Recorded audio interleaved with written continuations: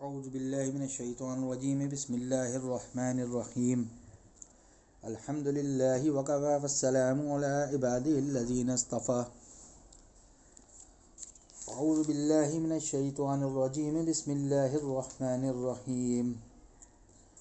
وَإِذَا أَخَذْنَا مِيثَاقَ بَنِي إِسْرَائِيلَ لَا تَعْبُدُونَ إِلَّا اللَّهَ وَبِالْوَالِدَيْنِ إِحْسَانًا وَذِي الْقُرْبَى وَالْيَتَامَى وَالْمَسَاكِينِ وَقُولُوا لِلنَّاسِ حُسْنًا وَأَقِيمُوا الصَّلَاةَ وَآتُوا الزَّكَاةَ ثُمَّ تَوَلَّيْتُمْ إِلَّا قَلِيلًا مِّنكُمْ وَأَنْتُمْ مُعْرِضُونَ۔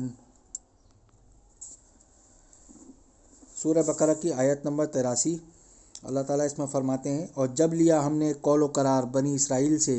کہ عبادت مت کرنا بجز اللہ تعالیٰ کے، اور ماں باپ کی اچھی طرح خدمت گزاری کرنا، اور اہل قرابت کی بھی، اور بے باپ کے بچوں کی بھی، اور غریب محتاجوں کی بھی، اور عام لوگوں سے بات اچھی طرح کہنا، اور پابندی رکھنا نماز کی، اور ادا کرتے رہنا زکوٰۃ، پھر تم اس سے پھر گئے بجز معدود چند کے، اور تمہاری تو معمولی عادت ہے اقرار کر کے ہٹ جانا۔ اللہ تعالیٰ نے اس آیت میں یہودیوں سے لیے گئے عہد کے بارے میں فرمایا ہے، جیسے وَإِذَا أَخَذْنَا مِيثَاقَ بَنِي إِسْرَائِيلَ، اور وہ زمانہ یاد کرو جب لیا ہم نے توریت میں قول و قرار بنی اسرائیل سے۔ یہاں بتایا گیا ہے کہ سب سے پہلا عہد جو بنی اسرائیل سے حضرت موسیٰ علیہ السلام کی وساطت سے توریت میں احکام کی پابندیوں کا لیا گیا تھا، وہ یہ کہ وہ صرف ایک اللہ کی عبادت کریں، اسی کو کارساز مالک و مختار سمجھے، اور اس کے ساتھ کسی کو شریک نہ بنائیں۔ توحید چونکہ حق اللہ ہے، اللہ کا حق ہے،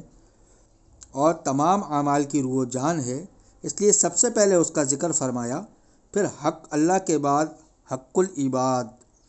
یعنی بندوں میں والدین کے حقوق کو سب پر مقدم رکھا۔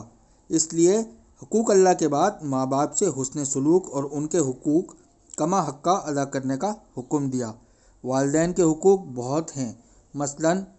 ان کا اکرام و احترام کرنا، ان کے جائز احکام کی تعمیل کرنا، اگرچہ وہ کافر ہی کیوں نہ ہوں۔ اگر والدین مشرک ہوں اور شرک کرنے پر مجبور کریں تو اس معاملے میں ان کی اطاعت جائز نہیں۔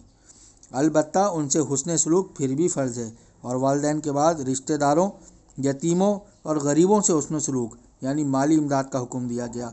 اور بنی اسرائیل سے اس امر کا بھی عہد لیا گیا تھا کہ وہ تمام لوگوں سے حسن سلوک سے پیش آئیں اور ایسی باتیں کریں جو سراپے حسن و اخلاق ہوں، اور بنی اسرائیل سے نماز قائم کرنے اور زکوٰۃ دینے کا بھی عہد لیا گیا تھا۔ اور یہاں نماز و زکوٰۃ سے وہی نماز و زکوٰۃ مراد ہیں جو بنی اسرائیل پر تورات کے حکم کے موافق فرض تھیں۔ اب آگے اللہ تعالیٰ نے اس میں بنی اسرائیل کی عہد شکنی کے بارے میں بتایا ہے کہ بنی اسرائیل نے اس عہد اور اقرار کے ساتھ کیا معاملہ کیا۔ اس کے متعلق اللہ تعالیٰ نے ارشاد فرمایا، ثُمَّ تَوَلَّيْتُمْ إِلَّا قَلِيلًا مِّنكُمْ وَأَنْتُمْ مُعْرِضُونَ، یعنی تم نے یہ عہد پورے نہ کیے اور ان سے روگردانی کی، توحید کو چھوڑ دیا اور شرک اختیار کر لیا۔ حضرت عزیز علیہ السلام اور اپنے دوسرے بزرگوں کو خدا کے نائب اور کارساز مانا، انسانی حقوق بھی پامال کیے، اور نماز روزے سے بھی لاپرواہی کی، گویا اس طرح حقوق اللہ اور حقوق العباد سب ہی سے منہ موڑ دیا، اور تم میں سے بہت تھوڑے اس عہد و قرار پر قائم رہے، تو جو یہ جرم کرے وہ ہمیشہ جہنم میں رہنے کے لائق ہے۔ اور یہ اعراض اور عہد شکنی تو تمہاری خصلت اور عادت ہی ہو چکی ہے کہ اللہ سے عہد و پیما کرتے ہو مگر اس پر قائم نہیں رہتے۔ خلاصہ یہ ہے کہ اس آیت میں یہ خبر دی گئی کہ بنی اسرائیل نے اس قول و قرار اور عہد و پیما کو جو انہوں نے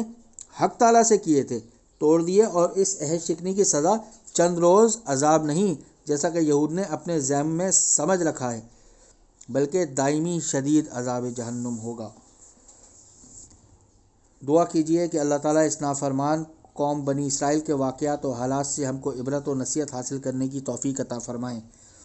یا اللہ، آپ کے احکام سے انحراف و اعراض جو یہود کی خصلت تھی، اہل اسلام کو اس سے کامل طور پہ بچنا نصیب فرما۔ یا اللہ، ہم میں سے جن کے والدین موجود ہیں ان کے حقوق ادا کرنے کی توفیق ہم کو نصیب فرما۔ وآخر دعوانا ان الحمد للہ رب العالمین۔